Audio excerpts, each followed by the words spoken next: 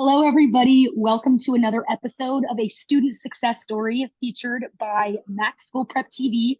Today, we are welcoming our special guest, Tiana Clemons, who's going to talk to us a little bit about her experience as a first-gen college student. And she is a rising junior at Duke University. So obviously, she's somebody who's ambitious and hardworking and driven.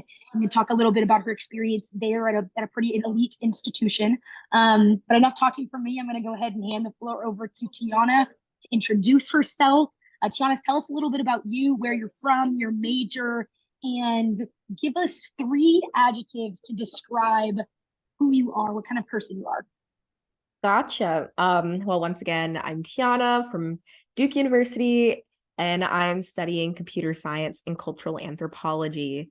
I'm from Maryland. That's where I call home. But I will say I'm a military brat, so I've been everywhere. But I would say if I describe myself three adjectives, I would say bubbly, dedicated, and I'd say caring. I'd say caring. Awesome. Well, thank you so much, Tiana, for that introduction. The first question that we are going to use to launch our interview is I'd love for you to talk a little bit about your background. You said that you grew up, you said you describe yourself maybe as a military brat or a family of a family member of somebody who's in the military. So maybe talk about how that has affected some of the values that you hold and what is it that inspired you personally to go to college, given that you were the first one in your family to do so? I would say going to college was something that's like, I think for a lot of households, like a big goal for their children. And I think especially in my case, where I would say with like, I guess, smart quote unquote characters on TV, I really like was like, I want to be like that. And they'd always talk about college. And I think because of that, I remember from a young age, I was like, I want to be a doctor and I want to go to like this big institution. So I think just based off of that, because of kind of like the media I was seeing, and also just like my parents' encouragement and kind of like the people around me saying she's very bright. Um, I think just a mixture of all of those things is what led to me knowing, not just like I think, it was like me knowing I will go to college. Um, and then with my military like brat background, I moved around a lot. So I'd say getting to know new people, which is one of the biggest things about going to university, was honestly not the most difficult part because that's what I had to do growing up, getting to know new people regularly. Absolutely. So, some follow up questions that I have to that is was there a particular character or somebody on TV that like you were particularly inspired by? Like, was it like, I don't know. I'm just like curious to dig a little bit deeper into like, is there a particular figure you were like, yeah, that person is my role model? I feel like this is gonna sound very silly, but I think when I was like really young, I would watch shows on like Disney Channel and seeing this one character from like Sweet Life of Zack and Cody, and I think what became Sweet Life on Deck, which I remember more because that was the age range I was. Believe it was Cody was the one that was talking about, oh, I want to go to Yale. I want to go to like whatever school he was interested in. So I think funnily enough, seeing that is what like even exposed me, or just like Disney in general exposed me to like these institutions that like everyone knows is like, oh my gosh, those are like the top 10. Um, and then beyond that, when I thought I wanted to be a doctor, mind you, I was 3, so the only careers I knew were doctor and princess. Um, that came from as I got like a little older, like around 6, when I really thought I was gonna be a doctor. Probably my pediatrician. Like I just thought she was super cool. She was a black woman too.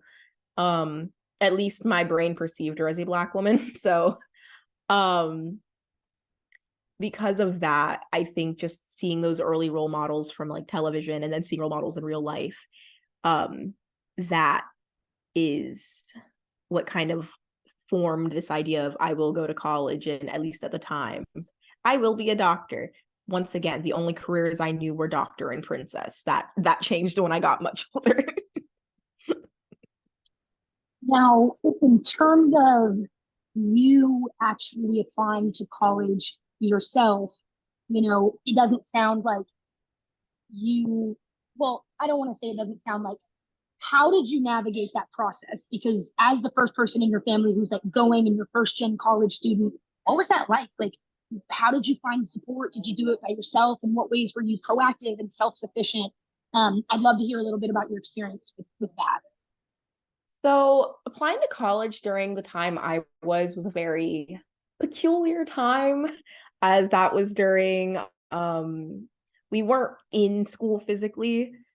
So I'd say that whole process of even like researching colleges and figuring out where my values lied and like what school I could see myself at when applying, it was just a lot of sitting down, looking at these schools and going, what are they like? And then in the whole process of like applying it itself with Common App and everything, the internet was like a very big resource. I would say that with the internet, it's interesting in the sense of I think sometimes you can start to feel imposter syndrome seeing other students that are on like these crazy levels of they won all these prizes and everything. But at the same time, I also feel it's important to be able to kind of filter through that and see what's most important. In addition, my high school counselor was really an important resource. She was someone I'd gone to for guidance like throughout my time in high school, like before we even discussed college stuff. It was just like my high school counselor who I go to for support. Um, and then beyond that, I would say really just research on my own and talking to my teachers. And even during when we're not physically present, I'm still able to send an email and go, oh, hey, can I meet with you about this thing? So kind of being proactive and seeking out resources from online and also the people I knew that I could reach out to was what I had to do in my case, because there weren't really like I couldn't just ask my mom, what did you do when you applied? Or I couldn't just ask, like I just couldn't do that. Yeah, I think something that I really want to highlight and uplift about your experience, at least something that I'm really hearing a trait that you have is this willingness to ask questions, this willingness to be proactive, and this willingness to be resourceful.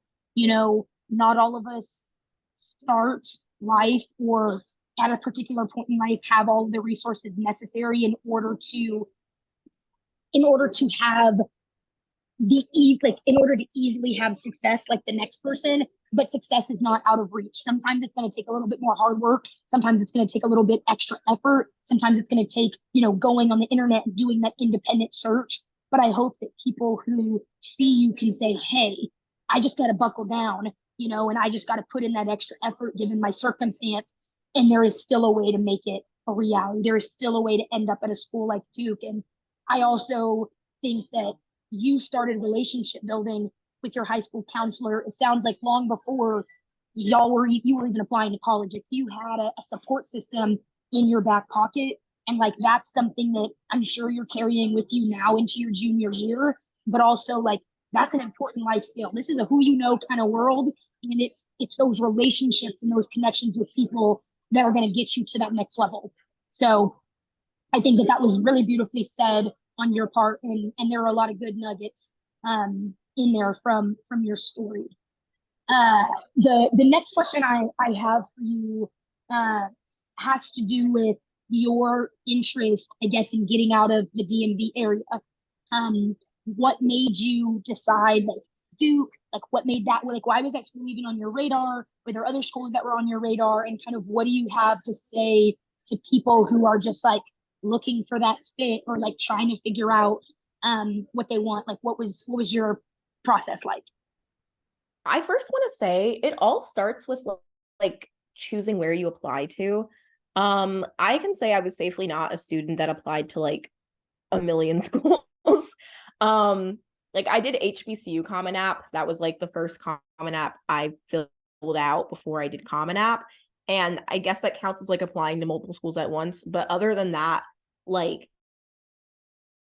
in the schools I chose to apply to, and that just comes with really good research in my opinion, because I knew myself. I did not want to fill out 20 different applications. If I was going through a school I might have thought I was interested in and then saw something that I was like, I don't think I'd really enjoy that, it would simply be removed from my list. And I think that helps out with really finding out where your values lie.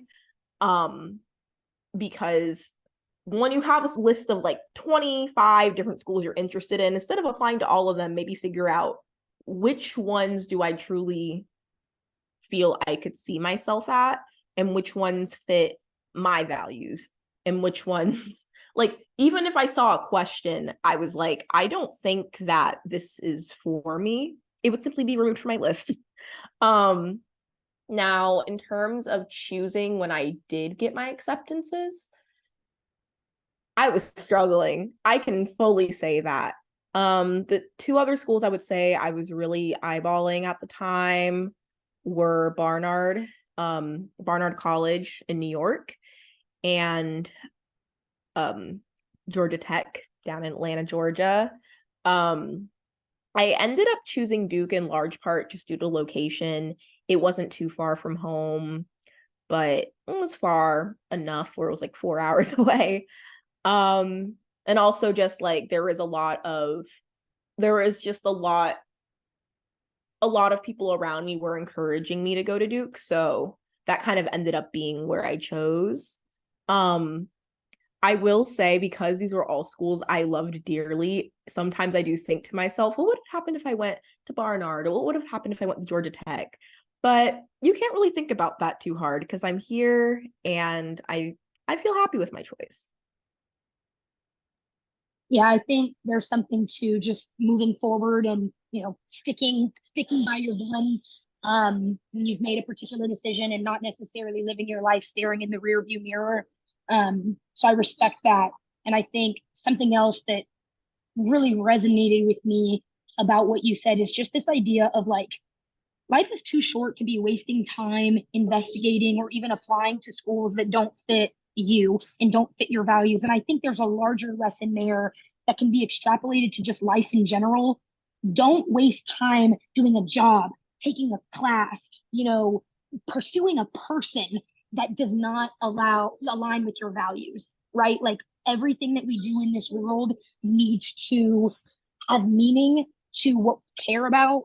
And I just think that was like a really great thing that you mentioned about like how that played a really important role in your college application process, because I know that it's very commonplace when applying to college to have all these different voices saying, like you can't go here, or you should really consider this, or if I were in your shoes, I would want this. And even at Duke, I know that I hear a lot of voices are shoved down my throat about where like the kinds of career that we should pursue, right? And I think like what's beautiful about and meaningful about what you're saying is like you got to do what works for you and recognize that this is your life, right? Nobody else's.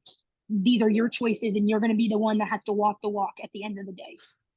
So And I also want to add, like, I think I'd said earlier that when I was younger, it's like, oh, I heard about Yale and Harvard. When I got to the college, like the process of applying to college, I ended up not applying to Harvard or MIT because I realized that I wasn't as interested in them as I thought I was. So I just want to really emphasize, research these schools and really figure out beyond the name where you could see yourself, because that's like so important.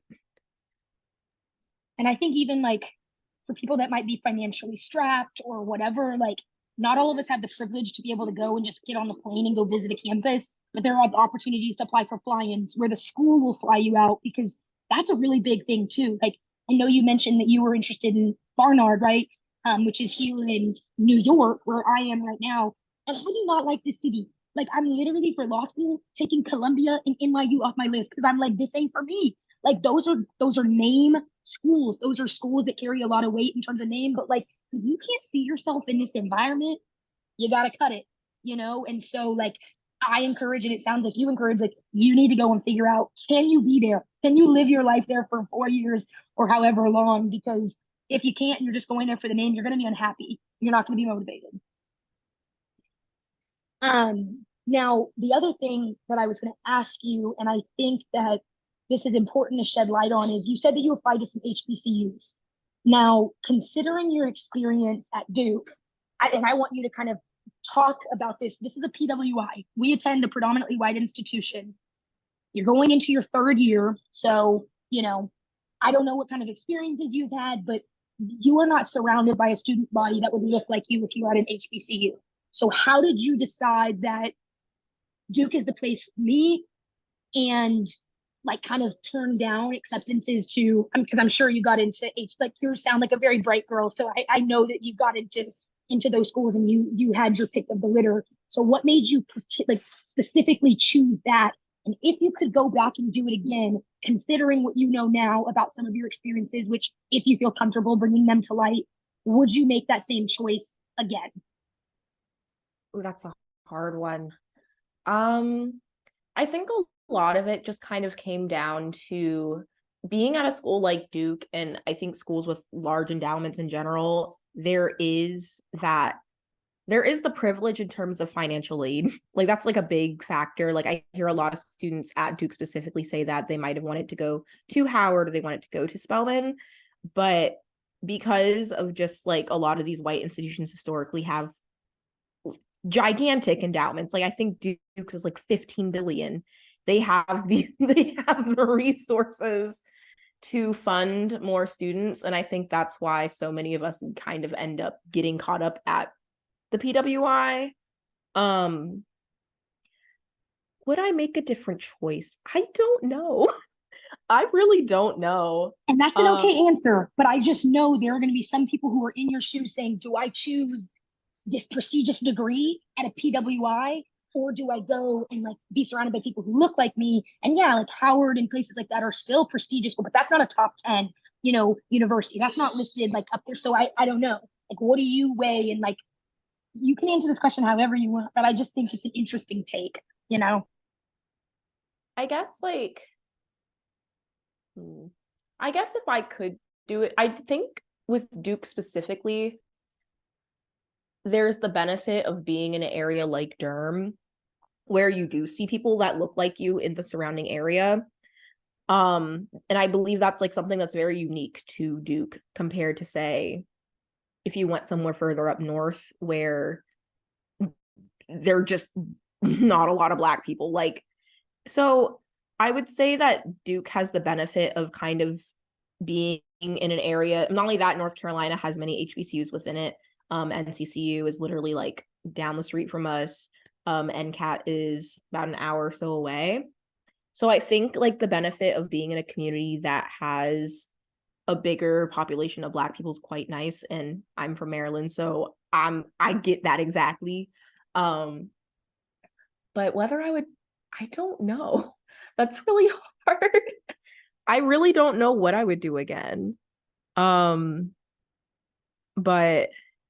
I would just say overall, it's just important. Like this goes for literally when applying to college, making sure that you're going where you're thinking about where your values lie and thinking about what you want out of your experience when you're at university. And like I said, I think a big part of it is the privilege that a lot of PWIs have of the endowment. So financial aid is more readily accessible. But that is a hard question. I really don't know what I would do again. I think you kind of hit the nail on the head with just saying like following what your values are. Sometimes people really value like, I want community and people who look like me all the time. Like I value that more over a name university more over having like a top 10 degree. And like, that's fine. Or the other way around, vice versa, where like you come to a PWI and you accept the reality that like, hey, I'm going to have to be intentional about seeking out spaces like Black Student Alliance or students of the Caribbean or something like that. You're going to be have to be more intentional about seeking out those spaces, and I think that's what it comes down to weighing. And like, do you want that ease, or do you want to accept the potential risk of I may be in a class where I'm the only Black person here, and like it might be a little bit harder to share my perspective, or whatever, or even like the teachers that you're being taught by. So I think when you talk about value, I think that's the name of the game. What are your values? Where are they at? So I think that was a really good answer to the question. What were you going to say? Keep going. What you got? Of course, exactly. And like, I know that currently, as I'm thinking about whether I'll go to grad school or not, like I am considering like going to an HBCU for grad school. Because I know some people like think, oh, I'll do HBCU undergrad, grad school, PWI, or like grad school, any school, and some people do the reverse of that. So there's so many opportunities and ways to think about it. And like I said, like you've reiterated, where your values lie, what your goals are, and what you want to see for yourself in your own personal journey and growth. Absolutely. So my next question has to do a little bit, you mentioned grad school. And so I want to talk a little bit about your passions and kind of the professional route you see yourself taking. So remind us again, what are your majors? I know you said cultural anthropology, and then what's the other thing that you said? My first major is computer science, and my second major is cultural anthropology. Okay, so how did, like, when you came into college, because I know you said like back when you were 8, you were like, oh, like I want to be a doctor, like that was that doctor or princess. So when you came into college, did you still kind of have that mentality of like, pre-med might be the path for me, like, or is that something you discovered when you were in college that you were interested in these other majors? Tell us a little bit about the discovery of your passion. Oh no, like I will say the pre-med thing, the whole doctor thing, that was dropped long ago. I think I was 10 when I was like, I don't like blood. That's not gonna work out. So I knew I wanted to do computer science since I learned that computer science was a thing. And I'd say that was around, I'd say like 11. I think 11 was when I was like, computer science, that's a thing I could do. And from there, it just kind of stuck. And when I got to college, I thought I was going to do computer science and music because I did a lot of music stuff when I was in high school. I was in choir. I still do choir now at Duke. I did theater. So I thought I was going to do computer science major, music minor. And then I took a co-lamp class and I was like, wait a minute, I like this a lot. And I'm particularly interested in ethics in computer science, tech policy. So when I kind of realized that cultural anthropology has like these really big connections to understanding the patterns of people and understanding the patterns of human interaction, that's very that's very well tied into computer science and exploring tech policy and tech ethics. And especially as we're going into this era of artificial intelligence and machine learning, it's more important than ever to be exploring the ethics and policy surrounding these new emerging technologies. So that combination kind of just came, and I was like, wait a minute, I like this. And at first I was like, I'll make this a minor. And then I was like, wait a minute, I have time to make this a major. And that's when, like, one of the beauties of Duke, our computer science majors, not super like requirement extensive. So doing a double major with it, not as bad as say if I was a pre-med.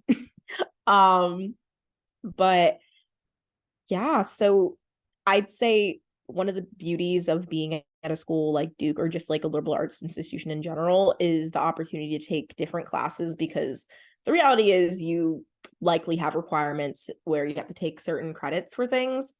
But the beauty of that is you will take a class, you'll go, wait a minute, I didn't think I'd like this. I really like it. Or this class is really interesting. And that's how you end up double majoring in something that you never thought you would double major in. And as for grad school, the thoughts of that came up because I knew I wanted to explore tech policy and tech ethics. I'm still in the midst of talking to people about it, especially my current advisor, because it's still something I'm not exactly sure where to navigate on. But I think just the same thing I did in high school when applying to college, same thing goes for applying to grad school or figuring out, do I want to apply to grad school? And if I do apply to grad school, which programs do I apply to? Or do I want to do law school instead? So um it's just the mode of being able to explore and being able to ask questions to people that are around you, because especially in college, there's so many resources and so many people that you can ask questions like towards. And again, I think like this kind of goes back to what I was saying earlier. Something that's really like apparent to me about you is your inquisitive kind of nature, and you not being afraid to like ask those questions and get in people's face and be like, oh, what about this? What about that? And ask for help, right? Like that is such a significant gift in this world, to be able to receive help from others and get guidance. And I also think something that I hope people watching can learn from your experiences is that it is so possible to have two what seem like drastically different passions, computer science and cultural anthropology. Like it's like what coding and then also studying people and how they relate to each other. It seems like those two things cannot coexist at the same time, but like it's clear that they can. It's clear that there's some sort of intersection. And so I hope people can feel encouraged to be like, hey, I can pursue multiple things. And even if it doesn't make sense to others, it can make sense to me. And there will always be a way in your life to converge those two things. I just am thinking about one of my friends who's like a math major who just got into law school. And it's like, how do those things even match up? And she's like, well, like the logic behind math and law is actually very similar. And I'm like, well, like, you know what? There's a point to that. So hopefully that's something that people can really glean from what you're saying. I'm curious about more specifically to your Duke experience. Have you felt like being first generation has impacted you positively, negatively, with challenges in any sort of way? I'd love for you to speak to that, and how you've potentially like overcome things or exercise some sort of resilience, and what that experience has specifically been like. For sure. Like I would say number one thing has been imposter syndrome. I would say my experience at Duke for the most part has not been like, it hasn't been terrible in terms of like outward um negativity. It's more so just knowing that there's a lot of people here that, for example, might be legacies whose parents went here. Or just knowing there's a lot of people here who, like, you would hear that their parents both work for these big tech companies, and it's like, I don't know where to start with that. So I'd say a lot of it has been, thankfully, less outward negativity and more so just my brain being the one that's like, oh my gosh, what are you going to do? You're in this new environment. You're with students that went to like magnet schools, or with students that went to these private schools. I just went to a regular public school. So that contrast is always there, but having to just be able to remind myself that I'm here and that all these other students are here and that they've asked me for help before, just as I've asked them for help. It's just a matter of understanding that at the end of the day, you're all here and you're not on equal footing, because that's just not the reality, but you're all in the same kind of like, say, liminal space. That's like my favorite phrase for describing college. You're all in the same liminal space together of neither here nor there. You're all just here. And even though you're not necessarily coming from the same like equal footing or same playing field, you're in the same space together, and you kind of just have to accept that. um and I've kind of just had to accept that and understand that they're not better than me. I'm not better than anyone. We're all just here. And that's kind of been my way of telling the voice in the back of my head to calm down.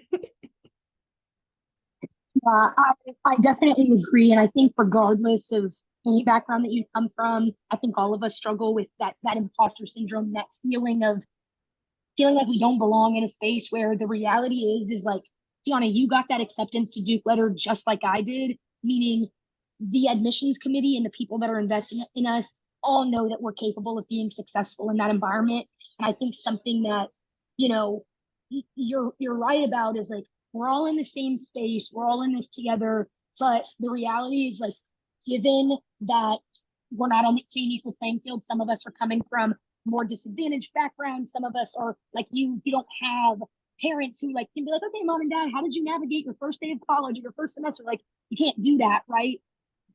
It is going to take sometimes a little bit of extra effort to catch up to where that other person is, to catch up to that other person who's a little bit ahead of the eight ball. But if you come into that environment recognizing that and knowing, hey, this might take a little bit of extra work for me, which like may feel unfair, it's still possible, right? Like it is still possible to get to where so and so is. You just got to be willing to put in, like you said, you use the adjective. I think you said determined to describe yourself and dedicated. You got to have that grit. You got to know, like, hey, even though I'm a little bit further behind than blah blah blah, I still have every right to be in this space as them, and like I'm gonna work my butt off to make sure that like I don't get left behind. And I think it goes to like being resourceful, like you said, you were in high school and asking those questions and not being humble enough and not having so much pride that you're afraid to be like, hey, so and so advisor, whatever, like I'm struggling. I don't know what I'm doing. You know, this is my first time navigating this and recognizing that there are people who want to help. So I think go. Yeah, what you got? Exactly. Like I still remember one of the first meetings I had with my first year advisor, who is still my advisor now because I chose to keep my first year advisor. Um, Basically, I remember telling her that I'm scared because I come from a regular high school, regular public school, and a lot of students here are coming from magnet schools, top high schools. And I'm nervous that I won't be on the same level as them. And like literally, like I said, people ask me questions. I ask other people questions, and I don't necessarily know their background. I don't know that they went to like the best school in the nation. So it's like it's one of those things where getting that reassurance, because I did mention this, I got the reassurance from my first year advisor that you're going to be fine, you're going to be fine, especially since I could tell you're someone that's willing to ask questions, willing to ask for help. And um I think just having that reassurance and also just knowing that, like I said, you're in the same space as these people, you don't necessarily know their background straight off the bat. It's like, well, I'm here and we're coming from different places, but as long as I'm willing to be resilient and willing to ask for help and willing to seek out resources, um, then everything's gonna be fine because that's what everybody else has to do. Like, especially having to just realize that you're not the only one, and even the person that came from like the fancy private school is still doing the same exact thing of asking others for help and asking people for help. So it's just understanding that you're not alone, and it's not just students that come from similar backgrounds as you, it's everybody here is doing that. Yeah, that reminds me of like a song that I just was listening to yesterday, and it was like, there are 8 billion people in this world, and you're not the only one who's struggling. Like, I know sometimes it feels so isolating and like you're so alone and you're on this island all by yourself, and it's like everybody else has it going for them except for me. So not true. Like, regardless of your background, Duke and these others, college is hard. Like, college is tough, you know, and it's hard for everybody. And you've just got to be willing to be like, I got to buckle down where I got to buckle down and like be willing to put in that work. So I think those are important points that you're bringing up. Something that I feel like is related to this conversation that I'm curious about how you've navigated is, and this is a question that I feel like is going to help me, and hopefully it helps other people, but this idea of navigating failure and coming back from failure, like I said, college is so hard. And it's inevitable that we're not going to do well on an assignment. It's inevitable that we're going to miss a class because we oversleep. It's inevitable that like we're going to let ourselves down in some way. what kind of mentality do you use to reckon with those situations, and how do you come back from that? Also, while you answer, I'm going to turn my camera off to plug in my laptop so that it doesn't die, but you answer. I'm still listening. Of course. Bouncing back from failure, I think one of the number one things to remember when you're in college is that you're already in college. You're already here. So even if something doesn't go your way, you overbook yourself, or a class isn't going as well as you'd hope it would, you're already here. There really isn't much else that can really bring you down at this point, because as long as you graduate, you have a degree, and especially if you have the privilege of going to a university like Duke, you have a Duke degree. And then even beyond that, especially when you know that you're like struggling, it's just important to take that as a lesson of figuring out what went wrong, or understanding what are ways that I can get help in the future, or what are ways that I can get help now, depending on where you are in a semester. And then even beyond academics, like I said, just knowing if you overbooked yourself, I just see everything as a learning lesson, see everything as, okay, we make adjustments here and we don't do this again, or we can do this again if we make adjustments here. So it's really just a matter of seeing it less as, oh, I did terribly at this one thing, and more so seeing it as, okay, what can I do to improve from this or learn from this? Or let's say you're in a major that you thought you would really enjoy and thrive in, and then you're not thriving in it. Maybe take that as time to reflect on why you're doing this. Maybe if you're not enjoying it, maybe try something else. Like the whole point is just kind of seeing it, like I said, less as, oh, I did terribly at this one thing, or oh, this thing didn't go my way, and more so seeing it as, what can I learn from this? What can I take from this experience? So yeah, I'd say that's like my way of handling failure. It hurts really badly in the moment, trust me. It hurts really, really badly. But it's okay because then I reflect and then I go, okay, everything will be fine. And I'm already here. And like I said earlier, if you have the privilege to be at Duke, not only will I still graduate, I'm graduating with a Duke degree and nobody died. So that's kind of my mentality of it. Like it could always be worse. It could always be worse. There could be death, you know. But I 100% agree. You know, when you fail, you are learning all of the ways that like you're not supposed to do something. You are. I think the best way is like just reframing, looking at something, you know, that feels really painful and kind of reframing it in a different way that can be a little bit more palatable and a little bit more digestible. And that's like looking at it as, what is the lesson that can be taken from this?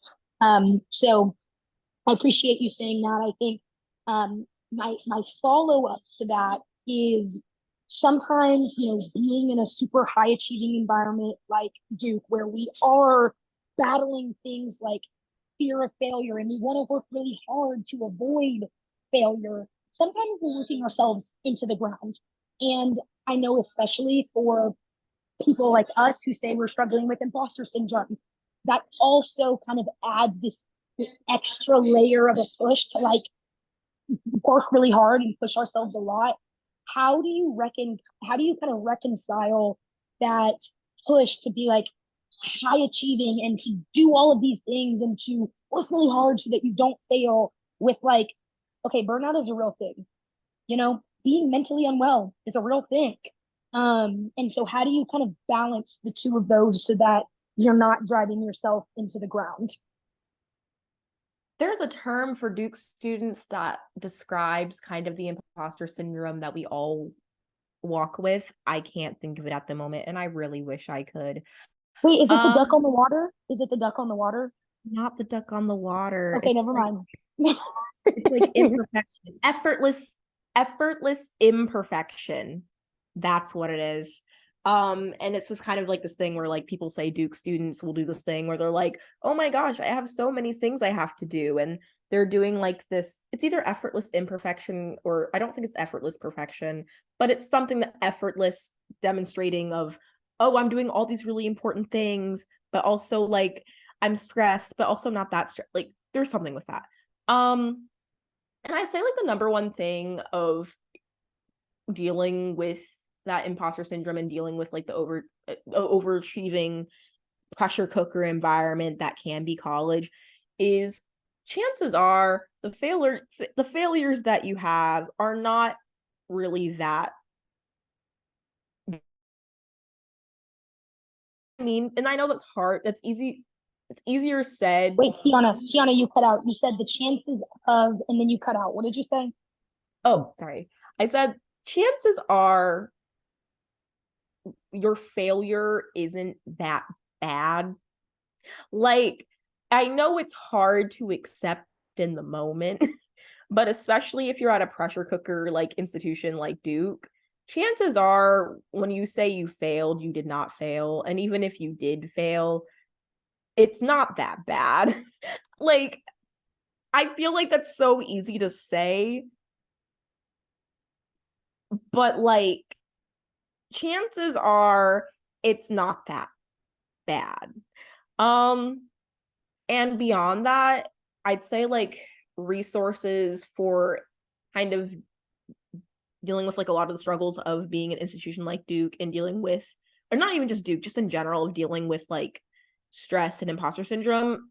Beyond like mentors like your advisors and possibly professors that you really connect with, or like students that are upperclassmen that you can connect with, I'd say like mental health resources are so important. Like they were so important to me. Like being able to talk to people, especially for like going into college, that's a lot of students first, or just a lot of people's, I feel like, first exposure to knowing that these resources are available. So I'd say seeking out not just people to talk to, but like mental health resources, especially in terms of people to talk to about these feelings and about these anxieties, like literally so important. It's like one of the big steps to like adulthood, I almost feel, in being able to like recognize, because sometimes it can be really hard to recognize when something is really affecting you, and being able to talk to someone and being able to get support and resources that you need. Because I definitely believe that like there's so many, like literally the whole world would benefit if we all got therapy. I'm a firm believer in that. And oftentimes when it is getting to the point where it is affecting your like life in college to the point where it's really difficult to get through the day without these anxieties and without these fears, mental health resources are so important. Like that's like one of the other main things I would say to someone that's coming into college and I maybe never had access to that, because now the access to that is more readily available than it probably will ever be, probably again in your life, honestly.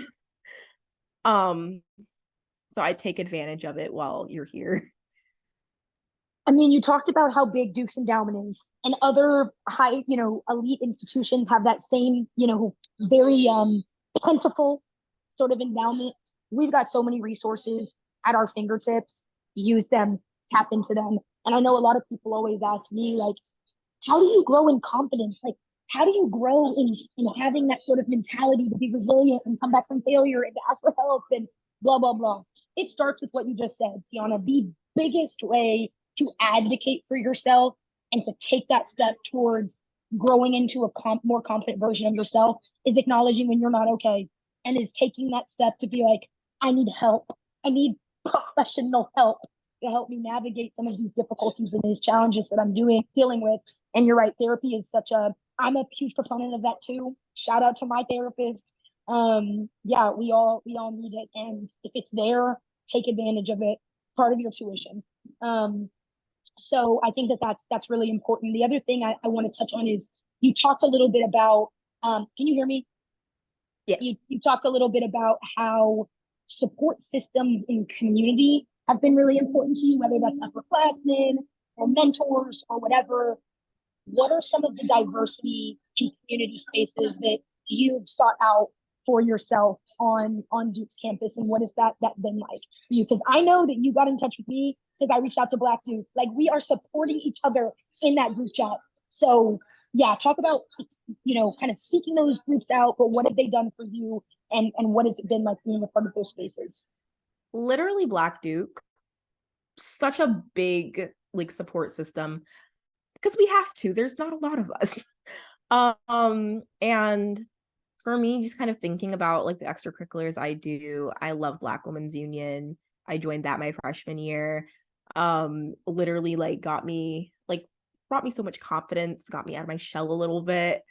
I would also say like a lot of the BSA events or Black Student Alliance, Mary Lou Williams Center. Um, she's currently under renovation right now, but even in its current form, literally everybody there, everybody that I see there, just knowing that you can always say hello, knowing there's someone always there, like you could just chat with, like I love it so much. I love Black Duke so much. And then I guess even I think I said this earlier, I'm a theater kid. I didn't think I was gonna do theater in college at all in any capacity. I did a musical last semester. Literally love like shout out to Hoof and Horn, Duke's theater, musical theater like troupe. Literally love them so much. So like I guess am finding support systems, I guess, like among students and other students. What do you think about what you're interested in? If you like it, go meet people there. Or just in my case, this kind of thinking, what do I connect with? For me, it was Black Duke. Love Black Duke. So I connect really heavily with Black Duke and what's under that Black Duke umbrella. So I guess like the best way of finding that support system is just kind of thinking, what do I like? What do I connect with? Yeah, that's really my best in regards to that.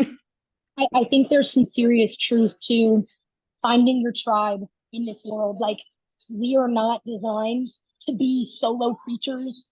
And really ways to find those people is like you said, who do I want to be surrounded by? What are interests that I really care about, that it fills me with joy to be surrounded by other people who share those? What values, kind of going back to this value conversation, what values do I have? And where can I find spaces where I can see those values in other people? I think all of that is really great. And like at a big school like Duke, finding your people can make it a whole lot less lonely. Tossing it back over to you, I see you have something on your mind. Of course, even just like your classes, like some of my favorite people I just meet from my classes. And that's just kind of because like we see each other, especially if you're in the same major. Like, I don't want to compare this to high school, but kind of like in high school where you see the same people. If you're in your major, chances are you're going to see the same people every semester, and they will become your besties. And also just resources, because literally knowing other people in your classes and being able to like study together, so important. So even just meeting people in your classes and figuring out that you'll have the same interest is like, it's just so cool. I agree. I think people are so afraid to just like sit down next to somebody in class and be like, "Hi, I'm Mackenzie. Hi, I'm Tiana." But like, those are about to be your best friends, study buddies, people that you just click with. Like, literally, y'all are in that class. You got something in common right there. Talk about the lecture that just took place. So I agree. I agree with that absolutely. My last question for you, as we wind it down, is what is one kind of, I feel like this is such a predictable question, but I still think it's important. What is one piece of advice that you want to leave the people who watch this interview and they're like, Tiana Clemons is somebody that I look up to. Like, I just need one thing to like take from this. What is it that you want to leave the future people with, the people that are watching this and that are inspired? What do you have to tell them? It can be anything, by the way. I feel like this is very cheesy, but follow your heart, and sometimes follow